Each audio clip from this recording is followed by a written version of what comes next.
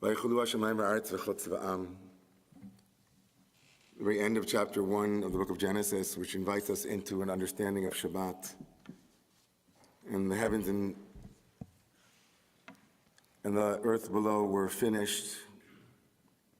But as the rabbis point out, with a yearning, from the word kaltan nafshi, vaychulu, which means to be completed, is also cognate with the Hebrew word for yearning.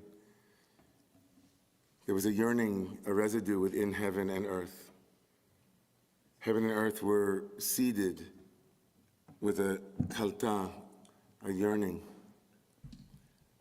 And as that famous end of the story of creation comes to a close itself, 3 words, limit, and its back end. Asher bara Elohim la'asot.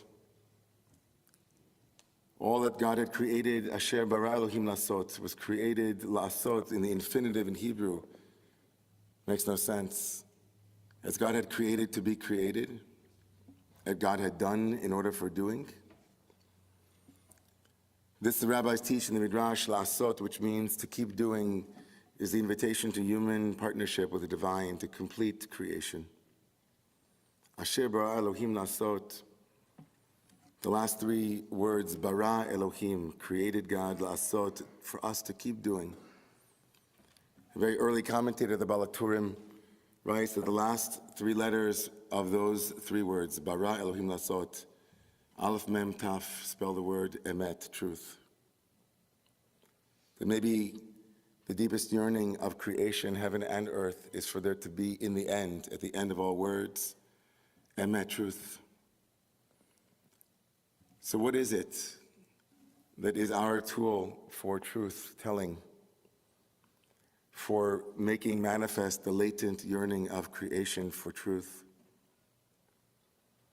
In the very first pasuk, the first verse of Parshat Breshit, the words Breshit bara Elohim et hashamayim ve'et haaretz. In the beginning of God's creating heaven and earth, there's a small, unassuming word that holds a vast world of meaning. The word in that sentence, which is the most overlooked and inconsequential, is et. The particle which means the, et hashamayim, the et haaretz, the heavens and the earth. It's just a little particle. It's a marker that points to what follows, but in the mind of the sages of Chazal, who had holy imagination, the word et, they looked at this teeny word and they found something cosmic in it. Et. It becomes more than just a pointer or a direction. They say that it holds the entire alphabet because the first letter Aleph and the last letter of the alphabet Taf form this little particle, et. As if to say God created A to Z from beginning to end. This remarkable insight that I've never forgotten, I heard it, I think, the first time when I was 18, that before the world was filled with light or life or land, even before there was time, God created et, the letters, the building blocks of language itself. Our tradition teaches that Hebrew, the holy language, existed even before the world did.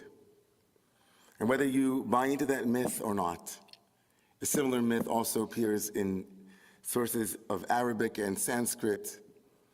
Something is being pointed to in this pointing to.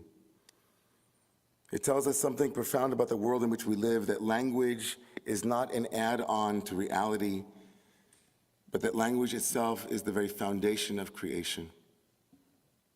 In creating letters, God gifted us with a divine toolkit, a way to build and shape the world. With language, we can transform, uplift, and even make new realities. Maybe before the advent of the computers, we would have doubted this truth. Maybe before we had algorithms and other constituent elements of 3D reality that became clear to us. But now there's no arguing. In the beginning, et was before all things. We who are created in God's image mimic God's own spoken word to shape existence. We, created in God's image, wield words with the same power to create and destroy, to bind, and to free.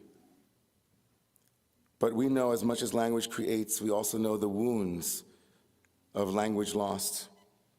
We've seen the ways that language has been weaponized, manipulated, hollowed out, and in some places completely silenced. There's a long list of words and concepts that over time have lost their potency. Words like truth and justice. Even love can feel thinned out by misuse or overuse. Language today has been shrunk. It's been co-opted by empty rhetoric or twisted by propaganda. So what happens when we lose words? We lose the full contours of not only our descriptive world, but our imagined world. A world without language, or a world with language that has been distorted or degraded, becomes a place where life itself is diminished. This is our great question today, as we stand on the precipice of the most consequential decision this country will make and has been making for the last decade. What do we do to restore the power of language? How can we in our own lives reclaim the letters of Aleph to Taf to rebuild and bring healing to the world? Just think for a minute about where we have devolved and how we have come to this moment. And not only in political discourse, but we Jews over the last year have seen a remarkable weaponizing of words that just a couple of years ago were words that we would have proudly recognized as part of our Jewish self-identity.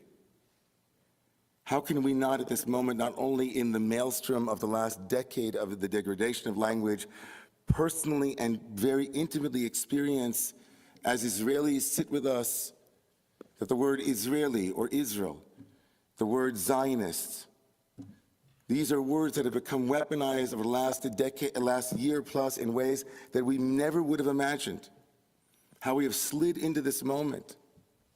We who have been the champions of free speech have not championed responsible speech, accurate speech, the power of speech, the obligation of speech, the responsibility of speech.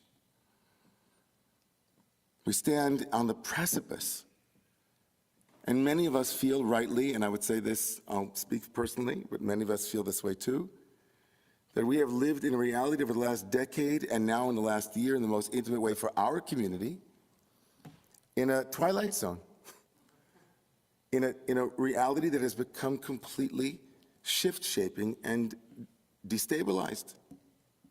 Waking up one morning to find out, as my dear friend, an Israeli who lives in the United States, said that she wanted to hide her accent in a cab here in New York City, lest the cab driver think that she was an Israeli, but she couldn't. How could she make up and undo her own accent? Our tradition offers us a vision for what happens when words and language can be used correctly. When words and language are used in a holy way, they open up possibilities and spark change and connection. Think about the power of one man's speech when he said, "I have a dream," how it literally changed reality. Each and every one of us have that capacity. Their words, we know, are like seeds. They need careful planting and nurturing and intentional care. Aleph to Taf, every word creates a world. Language, we know, isn't static. Words live and breathe, gaining new meanings, and as we give them fresh purpose, they become ever more powerful of creating the world that we imagine. But this demands from us a practice, a discipline. It demands integrity, honesty, and a kind of reverence for language. I stand here tonight in the presence of great poets, poets who fashion from words that we use in our normal everyday speech works of art. To be a poet is to be an artist with words.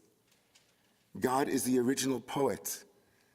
In this creation made of those words, we need discipline and integrity. So why not begin with a personal and communal commitment to words that elevate rather than degrade? How might we, in this season of intense reflection and rebuilding, draw new life from those letters? Reimagine them in ways that create rather than destroy? How do we restore life to words that have become brittle or empty? Words like community, words like solidarity, words like faith. What might it feel like to reanimate those words? What does it mean to say these words again with renewed purpose and intent? I think often of words not only as they are expressed in the world, but as they become thoughts. Words that I've heard in my life that then became my own inner dialogue, my inner story. Words not only describe reality, they tell a narrative around it. And those narratives become our own inner stories that both build the world that we live in, but limit it. I had an opportunity today to revisit a childhood experience, but with new language and with new and fresh eyes. I grew up in the Orthodox community of Ramaz School on the Upper East Side. And I, along with my brother and my sisters, we traveled there each and every day from Long Island. It was a good 2-hour journey each day. But I grew up and lived and in some way was educated in that community. And at some point, of course, as all of us do, we leave those communities and we move on. But in many ways, that community was a community that, given my life choices to become a liberal rabbi and to have services in a church and some other more radical things, returning to those old places was always fraught for me. On the one hand, my parents were very proud of the rabbi that I had become, but it always felt a little bit strange for me to go into an Orthodox space, especially if they knew that I was, having grown up there, that I wasn't on that team any longer, you know? And I went over there today to honor my father, who should live and be well. He's 91 years old, and he was given an honor at the synagogue connected with that school. And I had a chance to be in a very vulnerable place for me. I had a chance to be in a place where I wasn't sure, how it would go, what the experience would be like. And what was remarkable was that the language that I heard around me, the language that came to my ears, was so full of respect and dignity. And it was juxtaposed with my inner story that I had. I'm sure no one has ever had this experience, where the story that you're telling and the reality that you're facing are completely disjointed. I could hear the words, Rabbi Ingber, this is Rabbi Da, Rabbi Ra. It was so full of the kind of professional respect and spiritual generosity and abundance, but my inner story was going full throttle. And what was really, I think, profound for me was that in a moment of silence, I allowed those stories and those old words to be replaced. I asked myself, can you hear the new words? Can you feel the new feelings? Can you resurrect those and revivify those frames, those words, and now fit them back into the new reality? And I have to say that I'm hoping that this year is a year where we'll be surprised by the words that others say to us in good ways, and that we might ourselves be the genesis of those new stories, that people who might have expected one thing to come from us will hear a completely different thing. I'm hoping and praying that come November, our country will be set forth on a path of resuscitating language and reinvigorating it with respect and dignity. I'm hoping and praying that come this year, we'll begin to make inroads into the way language has been degraded so that we might lift it up again to build a world that might meet some of the obligations and responsibilities that we have towards our fellow human beings. I'm looking forward to a year in which we find the courage to speak words to counteract the words that are distorting reality about Zionism and about Jewish identity and about Israel, that we might find a way to use our God-given capacity to conjure a world, that we might use it to make bridges and together build a future for all of our people in every place that they are, a world of abundance and a world of love and compassion. For us as Jews, building worlds is not a metaphor, but a deeply, profoundly true part of the way we look at the world. As we recite our prayers and offer blessings or extend words of kindness, we are building new worlds. Don't think you have to wait until next Rosh Hashanah and Yom Kippur to build a world. You can do it every single minute, because each and every one of us has the Holy of Holies in our own capacity to bring holiness into the world.